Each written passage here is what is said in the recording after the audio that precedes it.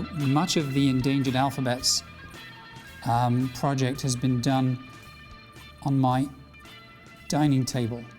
And of all of the things that I was afraid of, the thing that I was afraid of most was knocking over the can of black paint so it went all over the table and all over everywhere.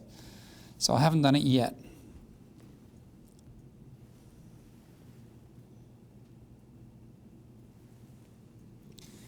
In many respects, this is the slowest part of the whole process.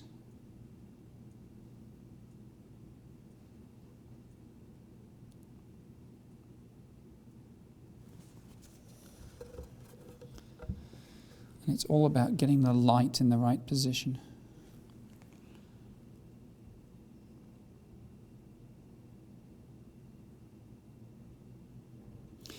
One of the most interesting historical features I discovered was that you can't get calligraphy until you have a writing system or a writing technology that makes the act of creating letters easy. And in fact, it makes it easier to create the letter without taking the brush off the paper than not. And so consequently, the history of cursive writing and of calligraphy are intimately connected with the invention of paper. Because when the Chinese invented paper, for the first time you had a medium where you could do this with a brush, you could actually follow the motion of the hand, and you could make brush strokes.